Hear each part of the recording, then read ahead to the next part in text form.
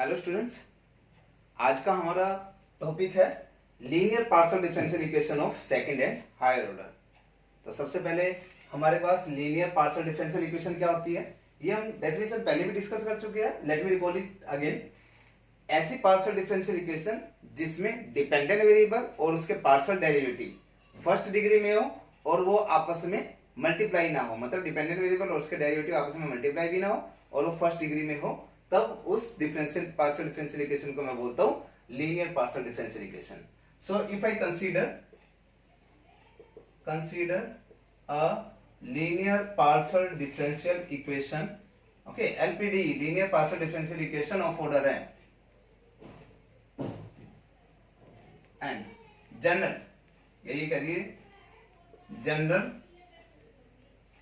linear partial differential equation of order n is, इस तरीके से अगर मैं लिखता हूं general linear partial differential equation इस तरीके से लिख रहा हूं a naught curl n z by curl x n plus a1 curl n z by curl x n minus one into curl y plus and so on.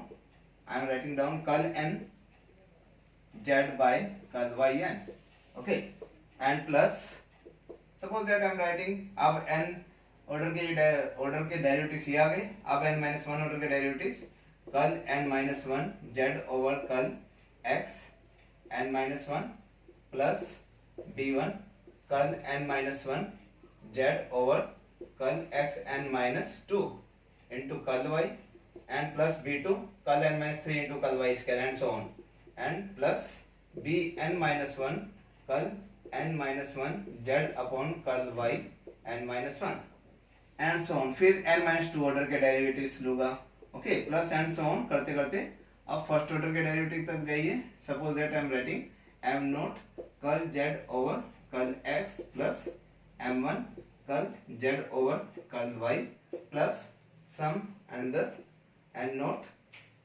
Curl z over curl sorry no need to write derivatives नहीं होंगे, n naught into z as it is equal to function of x y, okay.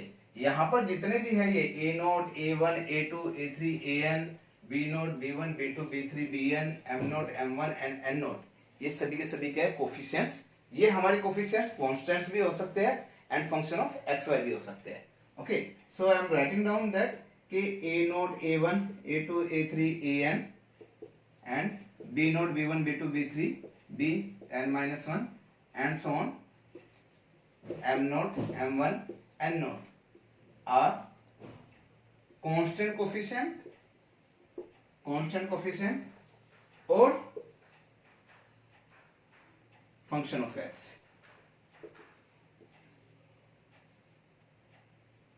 okay, या तो constant coefficients हो सकते हैं या function of x y, they can be there, okay।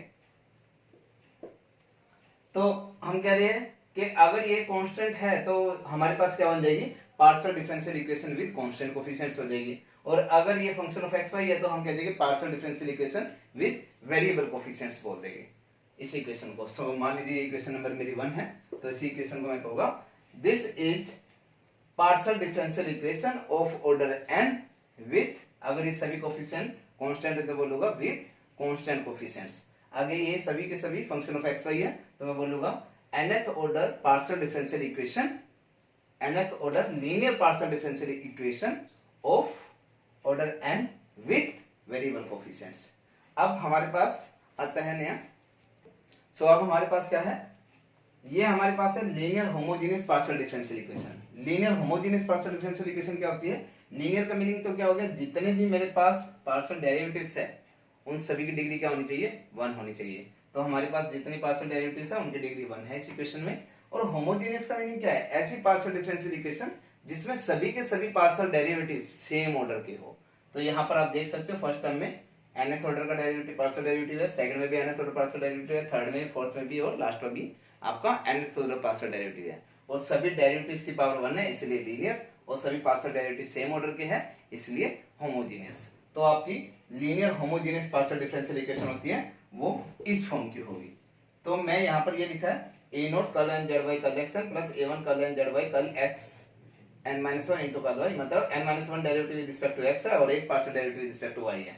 n minus 2 partial derivative with respect to x है और 2 times partial derivative with respect to y है and n times partial derivative with respect to y है and is equal to function of xy। तो अगर यहाँ पर constant है तो ये आप बोल दोगे कि ये आपकी linear homogeneous partial differential equation बन गई विद कांस्टेंट कोफिशिएंट्स, और अगर ये आपके कोफिशिएंट वेरिएबल है तो विद वेरिएबल कोफिशिएंट्स हो जाएगी।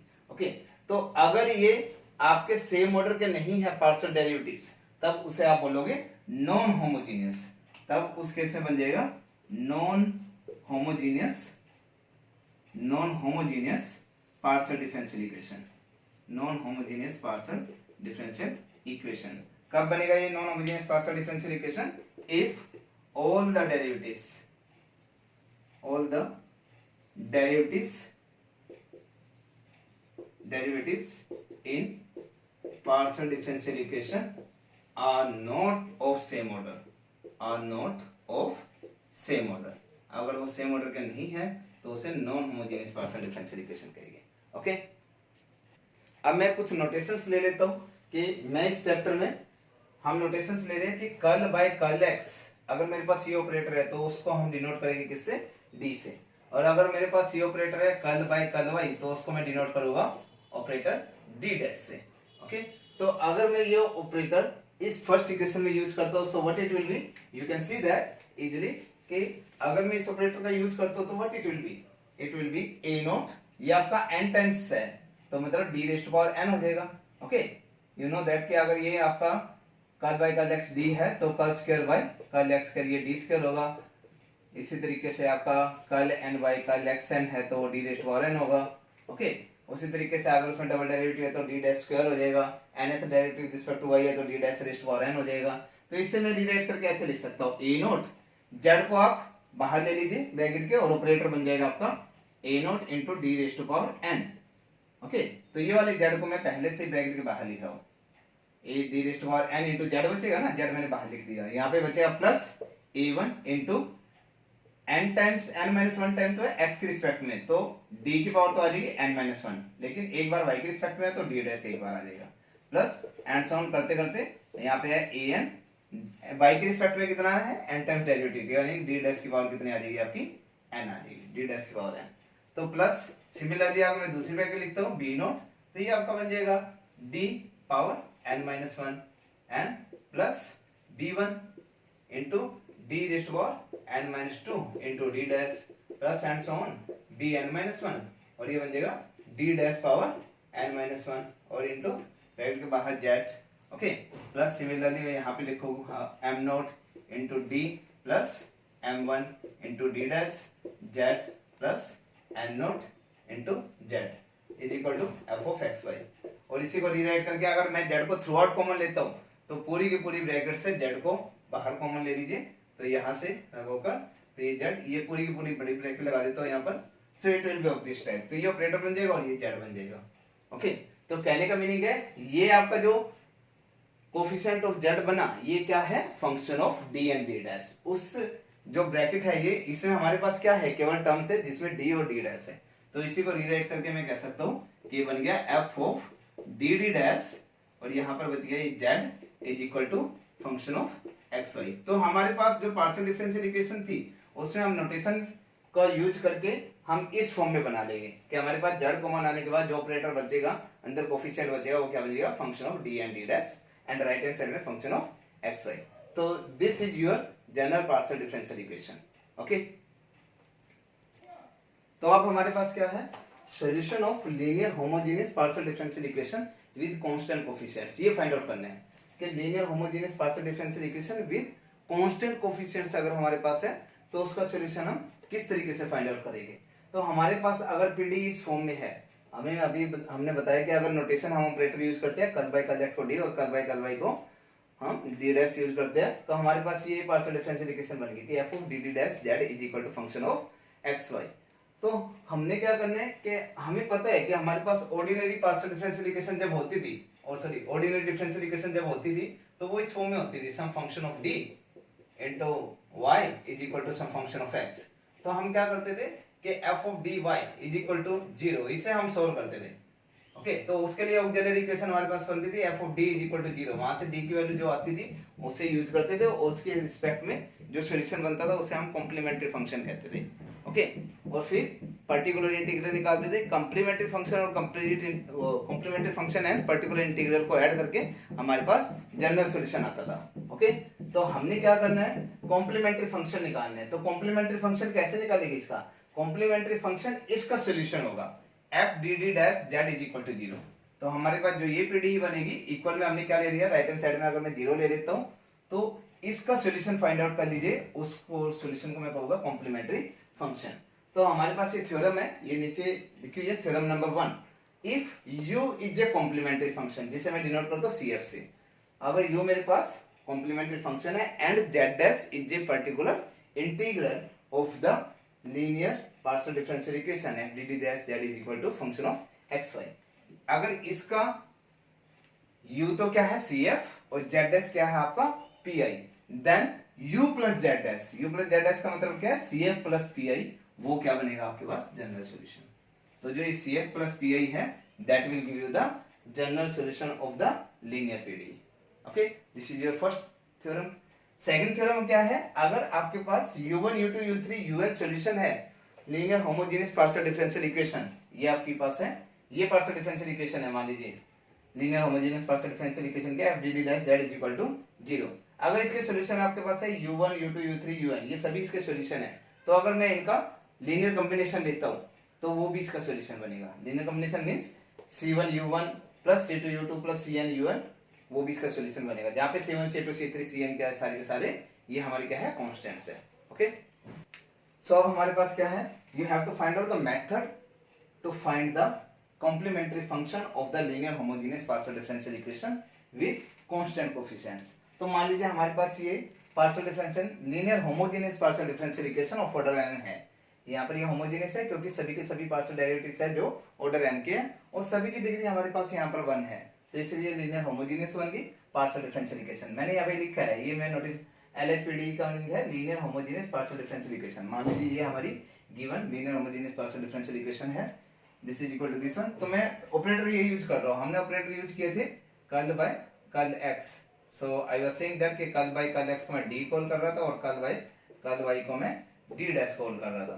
ओके, तो अगर मैं नोटेशन यूज करता हूं सो नोटेशन के अकॉर्डिंग ये बन जाएगा a not d rest power n, z को मैं बाहर ले लूंगा। ओके, तो ये हमें ऑपरेटर लेने के बाद ना, तो मैं ले रहा हूं a1, यहां पर ये n टाइम्स तो x की पावर n है, n टाइम्स डेरिवेटिव है विद रिस्पेक्ट टू x और 1 टाइम है with respect to y, and ये n माइनस 2 टाइम है with respect to x, so n minus 2 और 2 टाइम्स है विद रिस्पेक्ट टू y, यानी कि d डैश स्क्वायर और प्लस ऐसे करते करते an और ये d डैश पावर n, क्योंकि y के रिस्पेक्ट में n टाइम्स डेरिवेटिव है, and with this is the operator applied on z, that will be equal to function of xy।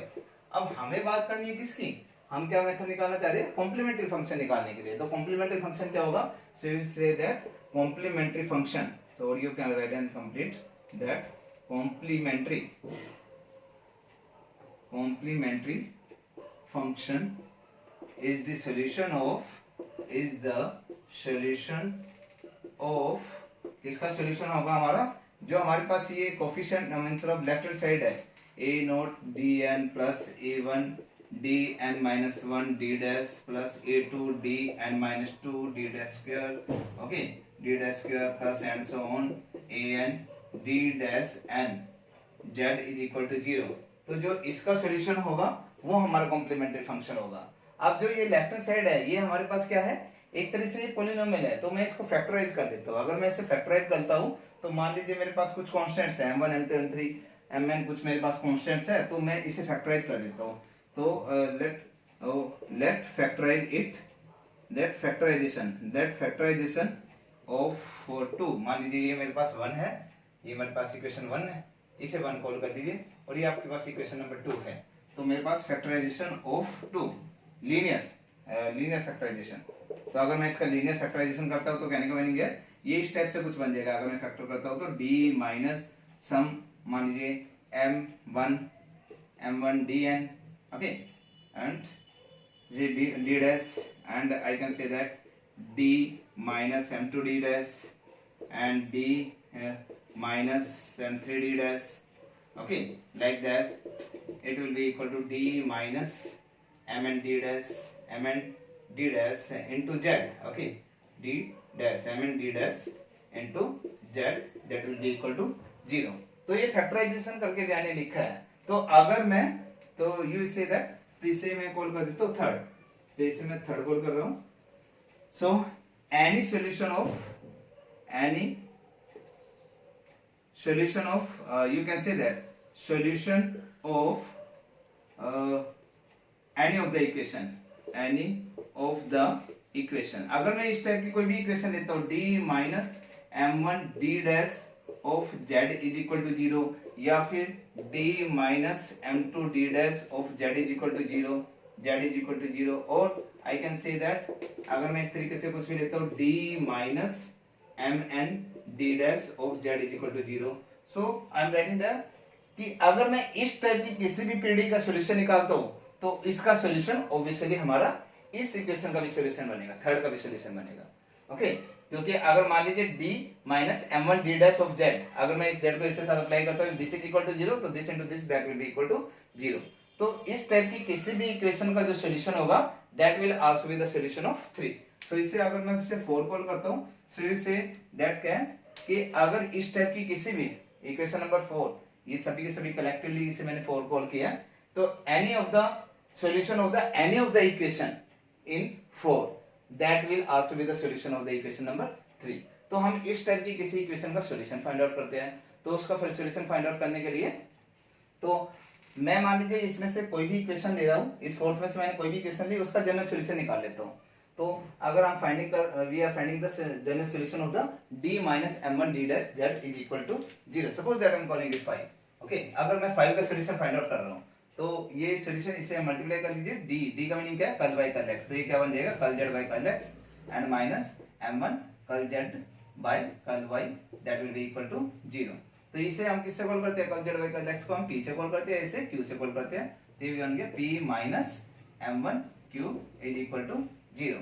तो हमें पता है कि अभी हमने पिछले कुछ वीडियोस बैक हमने इस वीडियो के बारे में बात की थी कि अगर इस टाइप की इक्वेशन बन रही है आपकी PP plus QQ is equal to R है, तो उसके यहाँ सोल्व करने के लिए हम क्या करते थे, लाग्रांज ऑक्सिलरी इक्वेशन का सोल्व करते थे।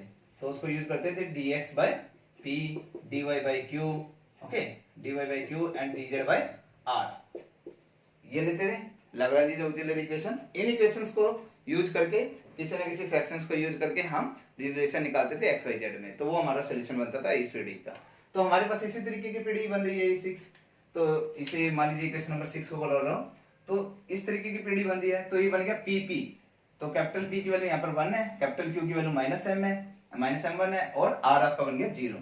तो हम कहेंगे it's Lagrange's, you say right and that it's Lagrange's auxiliary equations. तो इसकी लाग्रांजिस ऑक्सिलरी इक्वेशन क्या बनेगी, dx by capital P, this is 1, dx and dy by minus m1 and dz by that will be equal to 0। Okay, तो हम second के लिए ये अब मैं अभी रब कर रहा हूँ, अगर आपने ये पीछे इक्वेशन देखने तो वीडियो को बैक करके यू कैन सी दैट। तो I am interested to find out the solution of 2। Okay, तो सॉल्यूशन ऑफ 2 निकालने के लिए हम सॉल्यूशन निकालेंगे इसका सॉल्यूशन ऑफ 3, और सॉल्यूशन ऑफ 3 हमारा क्या देगा, कोई भी 4 इक्वेशन का जो सॉल्यूशन होगा वो 3 का सॉल्यूशन देगा, और जो 3 का सॉल्यूशन बनेगा ऑब्वियसली वो 2 का सॉल्यूशन बनेगा। ओके, सो कहने का मीनिंग है, मैं इसे रब कर दूं, तो इस टाइप का सॉल्यूशन निकालना चाह रहे हैं हम फोर्थ का, तो सॉल्यूशन निकालने के लिए इसे सोल्व कर लीजिए। अब इस फ्रैक्शंस को मैं कैसे यूज करूं, मान लीजिए मैं फर्स्ट 2 फ्रैक्शन यूज करता हूं, तो अगर मैं फर्स्ट 2 फ्रैक्शन यूज करता हूं तो dx by 1 is equal to dy by minus m1, तो हमारे पास ये क्या बन रहा है, इसे माइनस m1 को इधर मल्टीप्लाई करता हूं तो dy is equal to minus m1 x, okay, और dx that will be this one, तो ये हमारे पास क्या बन जाएगा, that will be equal to y is equal to minus m1x plus some constant, okay, some constant, I can say that is equal to this one, so I can say that कि y plus mx, y plus m1x is equal to constant a or c, whatever you can see that, कि मान लीजिए equal कर रहा हूँ, ये c equal कर रहा हूँ, this will be equal to this one. अगर मैं किसी भी इस फ्रैक्शन को लेता हूँ, या तो फर्स्ट के साथ ले लो या सेकंड के साथ ले लो, तो अगर मैं इस फ्रैक्शन के साथ लेता हूँ, मान लीजिए dy by minus m1 is equal to dz by 0, लेकिन 0 into something that becomes 0, so आपका वैल्यू बन गया dz इज इक्वल टू 0, तो z is equal to some c2, इसे मान लीजिए मैं C1 कॉल कर देता हूँ और इसमें C2 कॉल कर देता हूँ। ओके, तो C2 क्या है, C2 is a function of C1। अगर मैं लिख देता हूँ मान लीजिए C2 is some function of C1। Okay, तो कहने का मीनिंग क्या है, C1 की वैल्यू यहाँ से उधर प्लेस कर दीजिए, तो आपके पास Z क्या बन गया, Z is equal to five of y plus mx। तो ये बन गया आपके पास Z is equal to 5 plus mx। तो हमें क्या करना है, जो फोर्थ इक्वेशन आपने देखी थी, यू कैन सी दैट कि उस इक्वेशन का सॉल्यूशन निकालने के लिए हमें क्या करना है, dn of z, dn-1 of z and d dash of z, ये सभी के सभी हमें डेरिवेटिव्स निकालने हैं। तो z अगर मेरे पास आ चुका है तो इसका यूज करके मैं इसके डेरिवेटिव्स निकाल सकता हूँ, d of z, d dash, d square of z, dn of z। Okay, so I am writing down this. सो मैंने यहाँ पे रीराइट कर लिया इक्वेशन नंबर 2 को।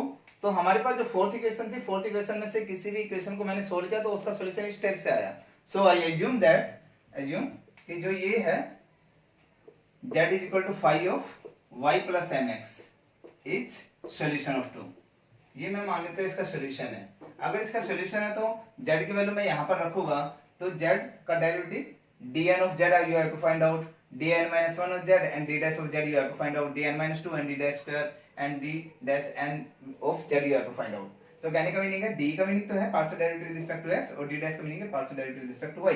सो d of z आपका क्या होगा, विद रिस्पेक्ट टू x जब पार्शियल डेरिवेटिव करूंगा तो ये 5 डैश हो जाएगा, 5 dash y plus mx into x के रिस्पेक्ट में दोबारा करोगे तो m, और d स्क्वायर ऑफ z क्या हो जाएगा, m square 5 double dash, okay 5 plus mx and so on.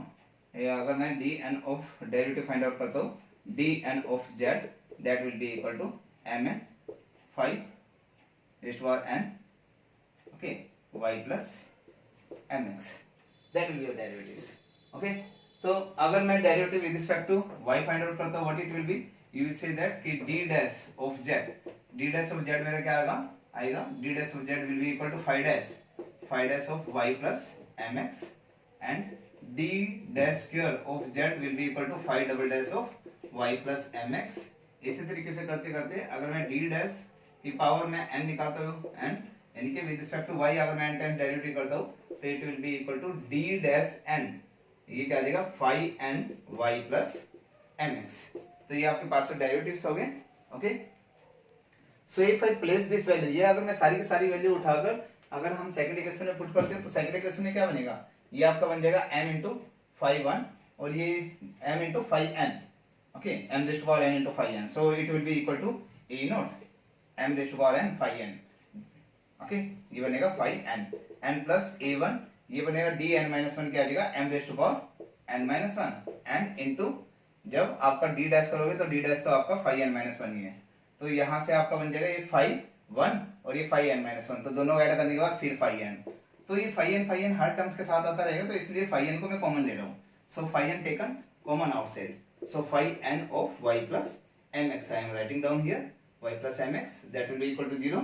तो ये बन गया a nought m raise to power n plus a1 m raise to power n-1 plus a2 m raise to power m-2 into and so on plus an m raised to power n, this is equal to 0। so suppose that इस equation को मैं call कर रहा हूँ 5, equation number 5। so solution of I can say that कि अगर मैं इसका कोफिशिएंट लेता हूँ तो कोफिशिएंट क्या बन रहा है इसका, a nought m raised to power n plus a1 m raised to power n-1 plus a2 m raised to power n-2 and so on an m raised to power n is equal to 0। मान लीजिए 6 है, सो किसी भी 6 का अगर मैं solution निकालता हूँ, ओके, कोई भी वैल्यू अगर इसका जो सॉल्यूशन होगा that will also be the solution of the 5, okay, और उस कॉरेस्पॉन्डिंग जो भी मेरी m की वैल्यू यहाँ से निकलेगी, 6 से जो भी m की वैल्यू निकलेगी उसके लिए मेरा सॉल्यूशन क्या निकल जाएगा, y 5 of y plus mx वो सॉल्यूशन निकल जाएगा। ओके, तो इस तरीके से हम देखते हैं कि अगर हमारे 6 से कोई भी m की वैल्यू निकलेगी, जो भी m की वैल्यू आएगी उस m के लिए हमारा z equal to 5 of y plus mx हमारा सॉल्यूशन मिल जाएगा। तो आप कहोगे कि ये ऑक्सिलरी इक्वेशन हमें किस तरीके से मिल रही है, तो 6 और 2 को अगर हम कंपेयर करें तो यू कैन चेक दैट कि अगर मैं d को n से रिप्लेस कर दूं और d डैश को मैं अगर 1 से रिप्लेस कर दूं तो हमारी ये डायरेक्ट ऑक्सिलरी इक्वेशन मिल सकती है जहां से हमें m की वैल्यू निकालनी है, तो इसको मैं बोलूंगा auxiliary equation. Okay, so you say that कि auxiliary equation 6 is obtained from 2 से कैसे मिलेगी, by using d is equal to m and d dash is equal to 1। तो इस इक्वेशन में जो z का कोफिशिएंट ले लीजिए और उसमें d को m यूज कर दीजिए, by using d is equal to m and d dash is equal to 1 in coefficient of 2, in coefficients, yes, in the coefficient। तो कोफिशिएंट में अगर मैं ये यूज कर देता हूं तो d की जगह m यूज कर लो और d dash की जगह 1 यूज कर लो, तो that will be equal to 0। यहां से इसे सॉल्व करके m की वैल्यू निकाल लीजिए, हर एक m के लिए इस तरीके से सॉल्यूशन मिलता रहेगा।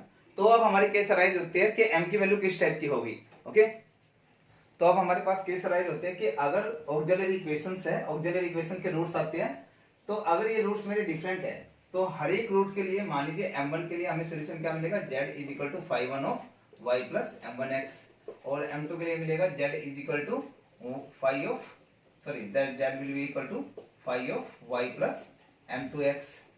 ओके, इसी तरीके से करते करते हमें mn के लिए क्या सॉल्यूशन मिलेगा, z is equal to phi of y plus mnx। अगर ये सभी के सभी सॉल्यूशन है गिवन इक्वेशन के, तो उनका सम भी क्या बनेगा, सॉल्यूशन बनेगा। सो आई कैन से दैट कि अगर मैं इनका सॉल्यूशन सम लेता हूं सभी का, so linear sum will also be the solution. So you say that कि phi 1 of y plus m1x plus phi 2, suppose that this is phi 2, this is phi 3 and this is phi n।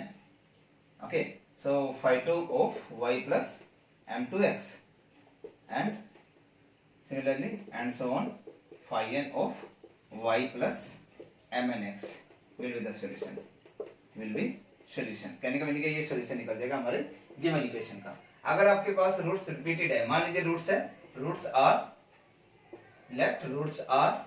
m, m, अगर ये roots है तो इस m के लिए हमारे पास solution क्या मिलेगा, z is equal to phi 1 of y plus mx, और इस m के लिए भी ये रूट मिलेगा। तो सॉल्यूशन हम कंप्लीट सॉल्यूशन जब लिखेंगे, सो यू से दैट जो कंप्लीट सॉल्यूशन आएगा that will be equal to x phi 1 x into phi 1 of y plus mx। So no need to write the phi 1, okay, x into phi of y plus mx plus some function psi of y plus mx। अगर मैं कहता हूँ इसी तरीके से मेरे तीन root same आ जाते हैं, m into m and m, ये रूट्स आ जाते हैं, तो मेरा सॉल्यूशन क्या बनेगा, z will be equal to, so you can say that इस फॉर्म में लिख दीजिए phi 1 of y plus mx plus x into phi 2 of y plus mx plus x square into phi 3 of y plus mx। Okay, so इस तरीके से हम कह सकते हैं कि अगर मेरे रूट रिपीट होते जा रहे हैं तो एक फंक्शन ऐसे कैसे, और सेकंड टर्म को मैं x से मल्टीप्लाई करूंगा, फंक्शन इसी फॉर्म में आता रहेगा, फिर थर्ड टर्म को x स्क्वायर से, फोर्थ टर्म को x क्यूब से एंड सो ऑन। अगर मेरे पास यहाँ पर r रूट रिपीटेड है तो x raise to power r minus 1 तक मल्टीप्लाई होगा और वो फंक्शन यही सेम चलता रहेगा। ओके, इस तरीके से सॉल्यूशन निकालेंगे। तो इस तरीके से दो फॉर्म पता चल गई, तो इस तरीके से आपने CF फाइंड आउट करना है। Let us consider an example. So let us consider है फर्स्ट एग्जांपल, हम ये एग्जांपल कंसीडर करते हैं, you have to solve this PD, इस इक्वेशन को सोल्व करना आपने। सो इस इक्वेशन में you can consider, you can check that कि हमारे यहाँ पर जो डेरिवेटिव्स है वो थर्ड ऑर्डर के सभी के सभी। Okay, so this is linear homogeneous partial differential equation, क्योंकि सभी डेरिवेटिव्स की पावर हमें यहाँ पर 1 है। अगर मैं इसे सिंबॉलिक फॉर्म में लिखता हूँ, इन सिंबॉलिक फॉर्म का मीनिंग क्या है कि कर्ल बाय कर्ल x को मैं d लिख रहा हूँ और कर्ल बाय कर्ल y को मैं d डैश से ऑपरेटर यूज कर रहा हूँ, तो ये मेरा क्या बन जाएगा, that will be equal to d cube minus 4 d square d dash and plus 4, ये बन गया आपके पास d dash, sorry d into d dash square. Okay, d into d dash square and z will be equal to 0।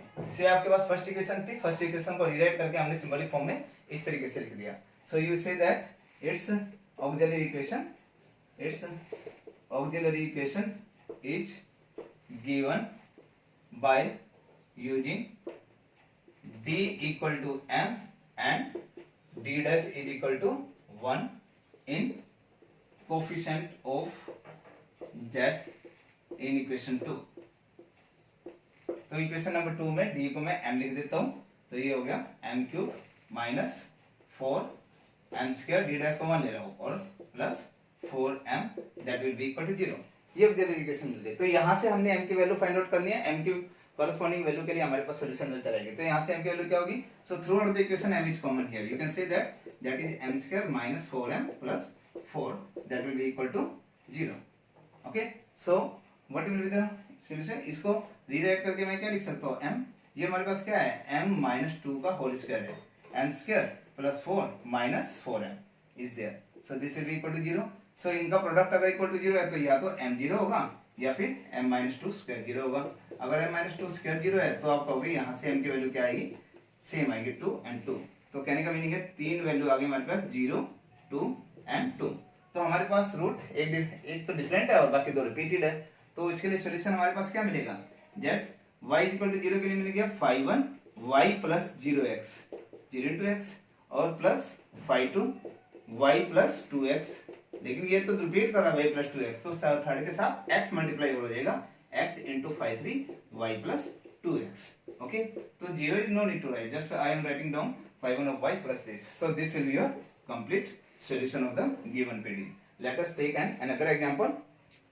so ये आपका second example है। Second example में आप देख सकते हैं पहले से हमारा सिंबॉलिक फॉर्म में दिया हुआ है, डी और डी डैश की फॉर्म में। सो इट्स हमें क्या लिखना है? It's corresponding auxiliary equation is by using d equal to m and d dash is equal to 1 in coefficient of z in 1। तो हम यहाँ पर यूज कर देते हैं, d को m यूज कर दीजिए, ये क्या बनेगी? m4 minus 2m cube plus 2m minus 1 that will be equal to 0। ये इक्वेशन बन गई। अगर मुझे इस इक्वेशन के रूट निकालने तो मैं क्या करता हूँ? m4 और 1 को कलेक्ट कर देता हूँ, m4 माइनस 1 और माइनस इन दोनों में आपका 2m कॉमन है, so it can be minus 2m। ये आपका क्या बन जाएगा? m square minus 1 that will be equal to 0। इसका अगर मैं रूट करता हूँ तो ये बनेगा m square plus 1 and m square minus 1 और ये बन गया minus of 2m m square minus 1 that will be equal to 0। तो यहाँ से मेरा m स्क्वायर माइनस 1 कॉमन है, m स्क्वायर माइनस 1 कॉमन है, यहाँ से क्या बचेगा आपका? m square plus 1 m square minus 2m plus 1 will be equal to 0। तो अगर मैं इसे रीराइट करता हूँ तो m स्क्वायर माइनस 1 को फिर इसे 1 स्क्वायर लिख सकता हूँ, इसके फिर रूट बन जाएगी m minus 1 into m plus 1, so you can say that m plus 1 into m minus 1, so you can say that कि m minus 1 m square minus 2m plus 1 will be equal to 0। so यहाँ से you can check that from here, तो यहाँ से आप देख सकते हो this is m plus 1 और ये आपका बन गया m minus 1, ये क्या बन रहा है? m minus 1 whole square, okay, that will be equal to 0। तो हमारे यहाँ से रूट्स के आगे this equal to 0 this equal to 0 this equal to 0, यहाँ से आ जाएगा माइनस 1, इसे लोगे तो यहाँ से आ जाएगा 1 और इसे लोगे तो दो वैल्यू यहाँ से आएगी 1 एंड 1। तो हमारे पास रूट्स ये आ गए। आप कह सकते हो एक तो डिफरेंट है और बाकी तीन रिपीटेड है, तो आप लोग कहोगे therefore the general solution of 1 will be क्या होगा? z will be equal to 5 1 of y plus mx, m की वैल्यू है 1 तो y minus x and plus 5 2 of y plus 1 into x, तो वो बनेगा x, लेकिन ये रिपीटेड है तो x से मल्टीप्लाई हो जाएगी अगली 5 3 ऑफ y प्लस एक्स और फिर रिपीटेड है तो ये फिर x स्क्वायर से मल्टीप्लाई हो जाएगी 5 4 ऑफ y प्लस एक्स। सो इस तरीके से ये हमारा क्या बन गया? कंप्लीट सॉल्यूशन, या फिर आप कह सकते हो कि ये जनरल सॉल्यूशन बन गया। सो इस तरीके से हमारी अगर डिफरेंशियल इक्वेशन गिवन है जहां पर right hand side equal to 0 है तो उसका सॉल्यूशन क्या होगा? कॉम्प्लीमेंट्री फंक्शन, जो हम इस तरीके से फाइंड आउट करेंगे। डिफरेंट रूट के लिए हमने डिस्कस किया था और रिपीटेड रूट के लिए किया था, यहाँ पर दोनों के दोनों यूज हो रहे हैं। So in the next class we will discuss about the particular integral. Thank you very much students.